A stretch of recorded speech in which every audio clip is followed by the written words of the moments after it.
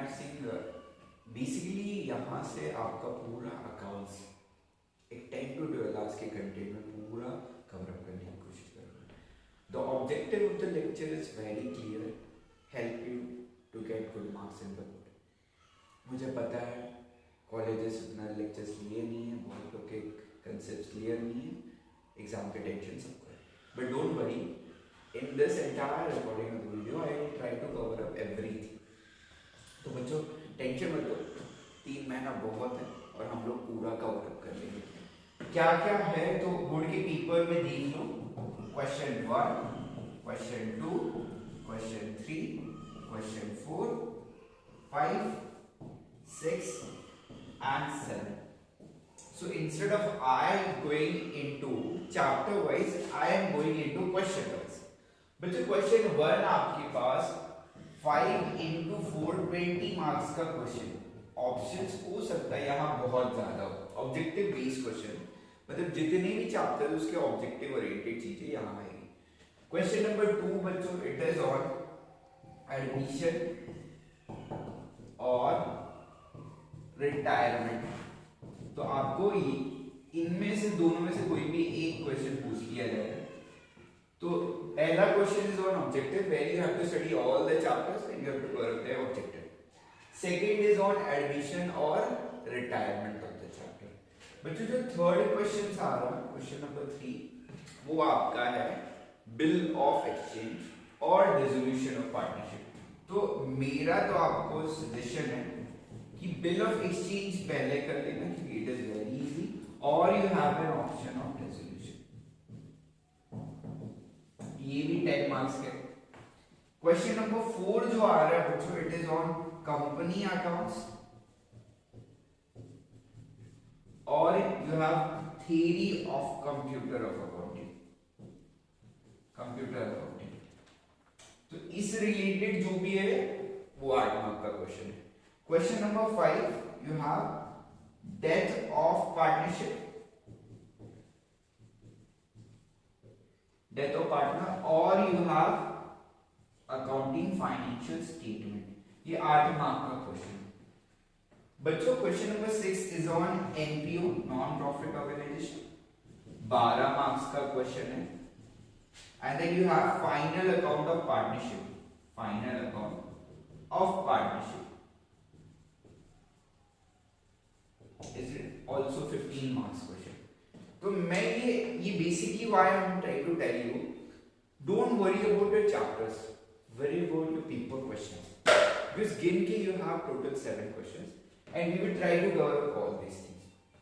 Question 1 objectives my friend. तो मेरे कुछ ऐसे वीडियोस होंगे जो ओनली डिवोटेड टू ऑब्जेक्टिव्स. अब यहाँ जैसे एडमिशन रिटायरमेंट तो I would be trying to make at least 2 hours का video on admission where I try to cover up entire concept, entire formula, entire things of it. Then you have bill of exchange और dissolution. My suggestion please do bill of exchange because it is entry based. You just have to remember entries. ये 10 mark का आपका question है. Then you have company accounts. इधर भी आपका journal entry ही है and it is 8 marks question.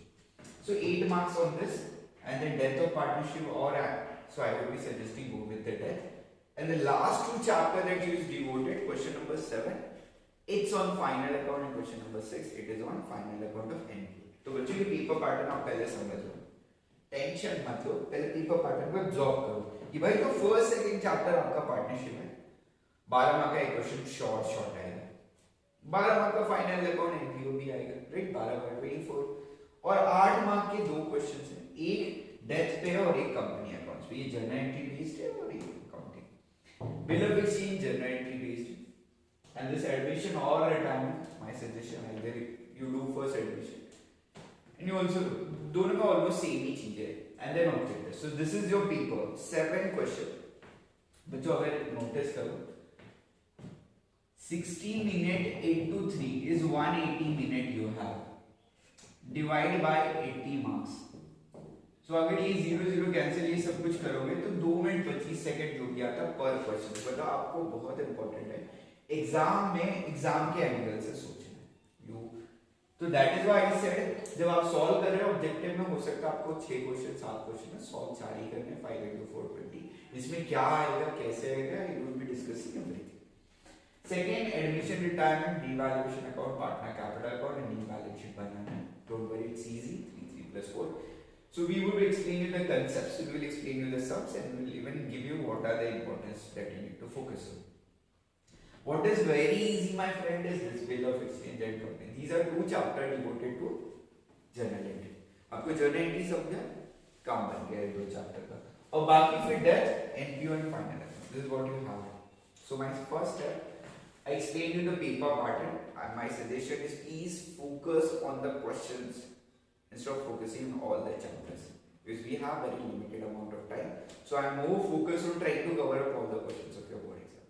And my friend, trust me, after teaching for 8 to 9 years and getting almost best results, so I try to cover up. Just focus, you will get the best marks.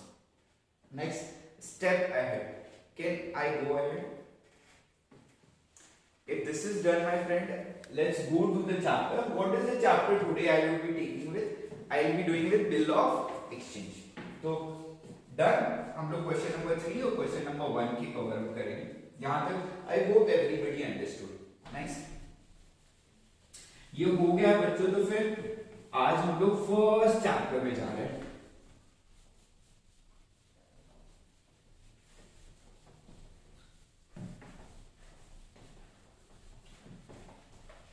So let's go to the first chapter.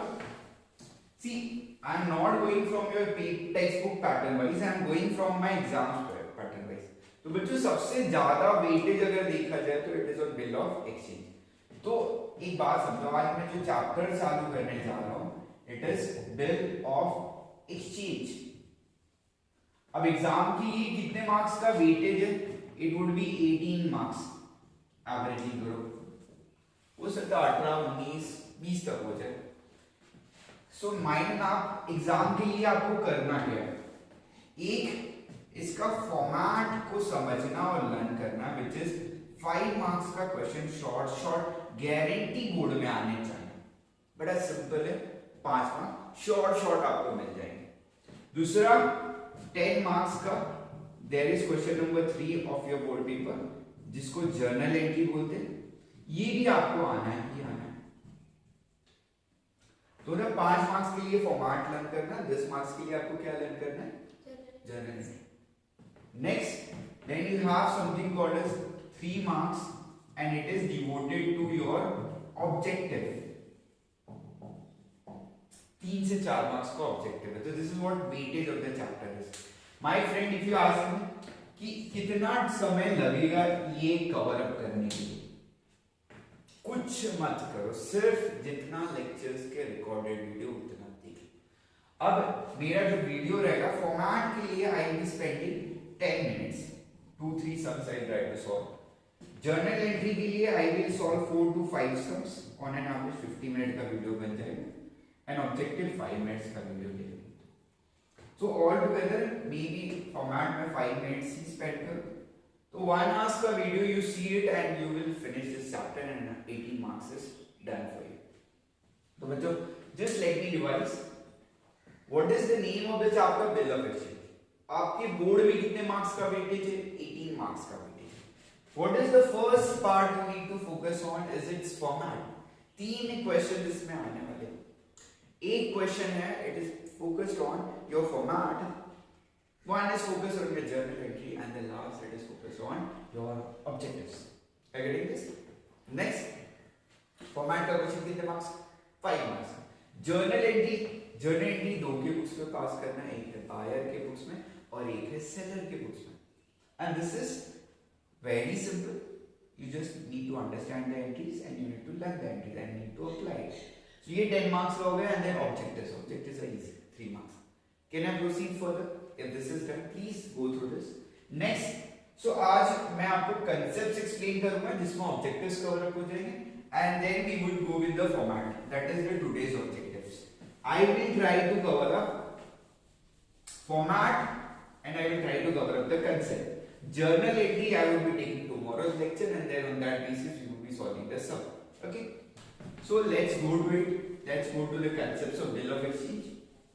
My friend, I hope this mind map is clear to you.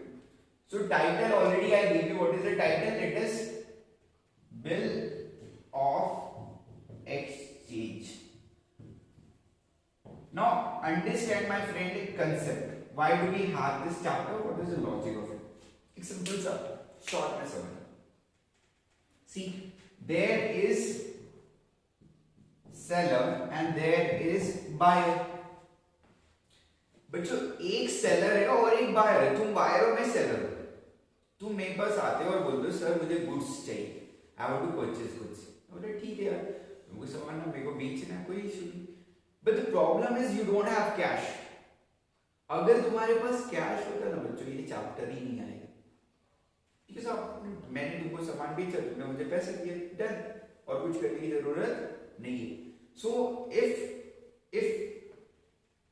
a customer pays in cash, this chapter won't come. This chapter comes because seller जो है और जो buyer है, buyer का problem क्या है? buyer का problem उसके पास अभी कैश नहीं है, पैसा 2 महीने बाद आने वाला. सेलर का है कि आई वांट टू सेल, आज बेचू कल बेचू, बेचना तो जरूरी है. अब ऐसी केस में सेलर और बायर में अग्रीमेंट क्या होता है? सेलर बोलता है भाई ठीक है मैं तो सेल करना चाहता, बायर बोलता मेरे को खरीदना सर, पर पैसा 2 महीने बाद होगा. अगर कैश हो गया तो ये चैप्टर आएगा नहीं. ये चैप्टर कब आ रहा है? जब ट्रांजैक्शन क्रेडिट पे हो रहा है. मतलब I am selling goods on credit to you. तो मैं क्या कर रहा हूं? क्रेडिट सेल कर रहा हूं. मतलब मैं आपको गुड्स बेच रहा हूं ऑन क्रेडिट. यहां तक तो सब समझे. बट सर मैं बेचना भी चाहता हूं और मैं स्मार्ट हूं ना. कल 2 महीने बाद कस्टमर पेमेंट ना करे तो क्या? If customer doesn't make payment to me then what would I do? कल कस्टमर बैंकरप्ट हो गया, कल कस्टमर मर गया, कुछ भी हो गया तो पैसे मेरे भी तो नुकसान हो जाएंगे. तो इन सब के सेफ्टी, सिक्योरिटी और निगोशिएबल इंस्ट्रूमेंट है, इसके बहुत सारे फायदा होते हैं. इसलिए being a businessman, seller what he does, he draws a bill. He draw a bill. Seller क्या बोलता है? मैं तुमको गुड्स बेच रहा हूं, ओके, बट साथ ही साथ मैं आपको एक बिल ड्रॉ कर रहा हूं. क्या ड्रॉ कर रहा हूं? बिल ड्रॉ कर रहा हूं. बिल का फायदा क्या? It is a bill of exchange. और बिल ऑफ एक्सचेंज एक निगोशिएबल इंस्ट्रूमेंट है बच्चों. Section 3, section 4, section 5. Section 3 of Negotiable Instrument Act 1881 talks about promissory note, 4 talks about bill of exchange, and 5 talks about check.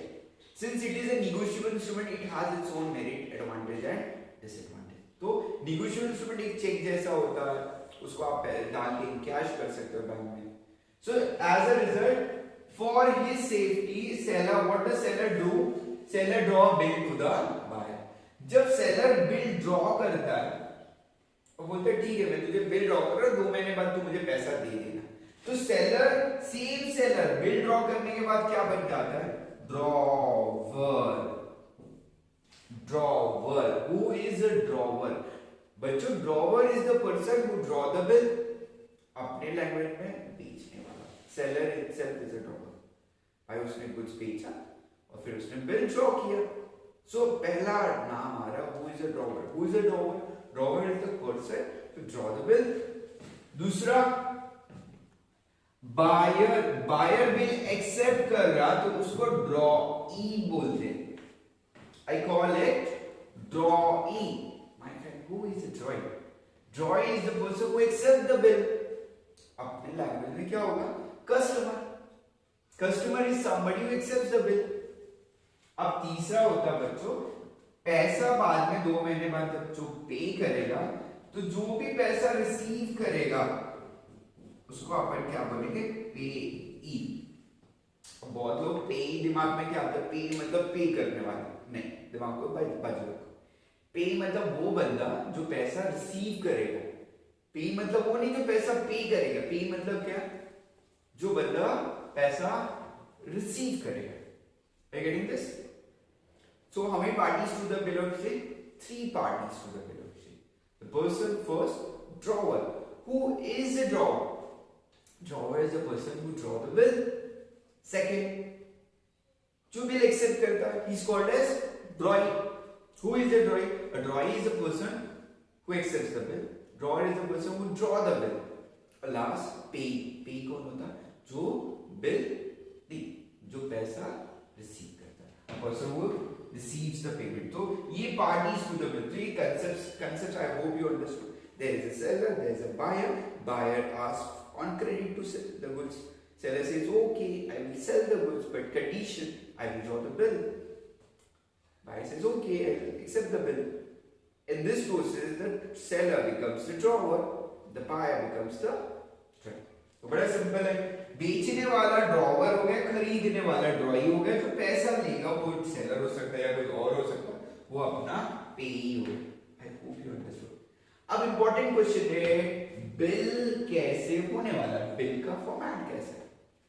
तो bill का format वही हम लोग आगे करेंगे, but I hope you understood up till here. Simple. What is bill? So bill is what is bill of exchange? It is a negotiable instrument drawn by the drawer to the drawee asking him to make a payment for the value received, and that too on a certain date, on a specified date. I hope you understood. एक bill एक negotiable instrument है जो एक drawer draw करता है या seller draw करता है कस्टमर को या ड्रॉई को, और उसको पूछता है कि कुछ समय बाद उसको उसका पैसा दे दे क्योंकि उसने उसको सामान बेचा था. If this is done, let's proceed further. So do remember who is a seller, who is a buyer, who is a drawer, who is a drawee, and who is a pay. Next, moving ahead. After this, let's draw bill of. अब बच्चों bill of exchange होगा कैसे? What is the format of bill of exchange? ये 5 mark का board में guarantee question है. Guarantee 5 marks का short question है. अब बच्चों प्लीज ध्यान से ध्यान दो कि ये टाइटल देखो. सबसे पहले आपको क्या करना है, you have to give a title. What is the title? Bill of exchange. नामकरण कर दिया आपने, नेगोशिएबल इंस्ट्रूमेंट का नाम दे दिया. उसके बाद बच्चों इस इंस्ट्रूमेंट नेगोशिएबल है इसलिए उसके अंदर आपको स्टैम्प लिखना है. क्या लिखना है बच्चों? स्टैम्प. उसके बाद बिल का अमाउंट लिखना है. जैसे rupees, it is 30,000, so you have to write 30,000. Seller या ड्रॉवर उधर लिखा रहेगा. ड्रॉवर मतलब क्या? सेलर. उसका address, let's say it is my address C2402 Prasad Nagar. बच्चों ये सेलर का एड्रेस है, जो भी रहेगा. It is Vadgaon. और डेट ऑफ द बिल, जैसे वो डेट है 2 Feb 2021. तो क्या रहेगा बिल के अंदर? सबसे पहले टाइटल दिया जाएगा, स्टैम्प ताकि उसको नोटराइज कर लिया जाए. इट बिकम्स अमाउंट और सेलर का एड्रेस. उसके बाद बहुत ही इंपॉर्टेंट लाइन है बच्चों, you need to remember this line. मैं मार्क्स भी बोलूंगा, मेरे को ब्रेकिंग मार्क्स कितना है. अब लाइन में समझो बच्चों कि आप कस्टमर ने बोला 2 महीने बाद देगा मुझे, तो मैं यहां लिख रहा हूं 2 months आफ्टर द डेट. आज के दिन के 2 महीने बाद, 2 months after the date, pay to me मतलब मुझे पैसा पे करना, or my order, pay to me or my order, the sum of rupees 30,000 only for value. ये सबसे इंपॉर्टेंट लाइन है. ये लाइन ये क्या कह रहा है कि भाई सेलर जब बिल बनाता तो उसने नाम दिया, स्टैम्प दिया, अमाउंट दिया, अपना एड्रेस लिखा. ये लाइन लिख रहा है. वो क्या बोल रहा है कि भाई 2 महीने बाद मुझे या मेरे आदेश पे, मतलब मैं या मैं चाहता हूं किसी और को तुम पैसा पे, सो पे to me or my order, right. The sum of rupees 30,000, ये जो 30,000 रुपए, only for what? For the value receive. क्योंकि तुमको उसका सामान मिला इसलिए आपको फॉर द वैल्यू रिसीव.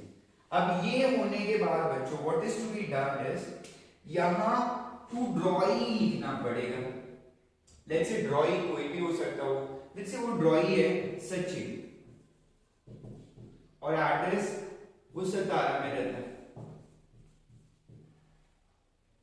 तो यहाँ ड्रॉइंग का नेम और एड्रेस लिखना पड़ेगा और यहाँ आपका सिग्नेचर आ जाएगा। Let's say it is Aamir Singh. तो ये बिल है बच्चों, this becomes your bill, this is your bill. अब इसमें जब कस्टमर ये बिल को एक्सेप्ट करता है तो ये बीच में वो लिखता है accepted.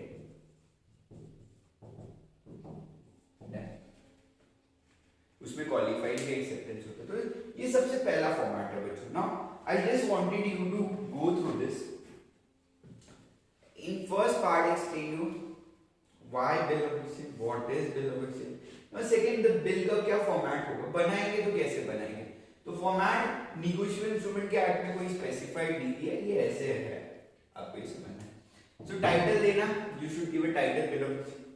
Then you write stamp, you write amount, you write the seller address, and this line बच्चों you have to remember।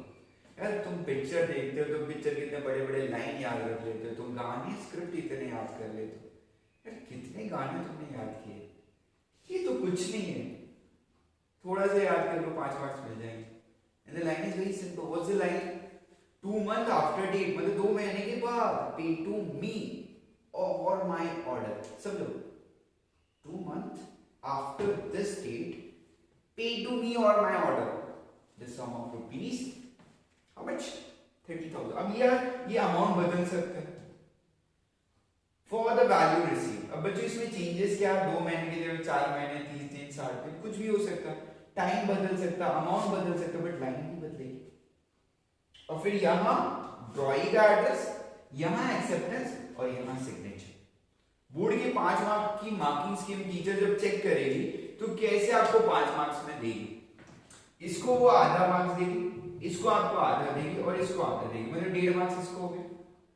और ये लाइन याद करने के लिए 2.5 marks, 1.5 and 2.5 is 4, and this half marks and this half marks, total मिला के 5 marks। So don't miss anything of it। And sir, it's very easy, just remember, repeat and revise, you will learn। What's it first? Title, then stamp, after that amount, and my friend what after that? This line you need to remember। What's the line? जो भी time रहेगा, 2 months, 3 months after the date, pay to me or my order the sum of rupees 30,000, 20,000, could be anything for the value received।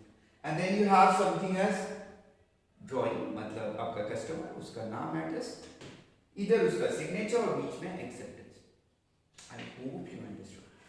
Now after this there could be bit different qualified acceptance, this we would be covering in the next lecture.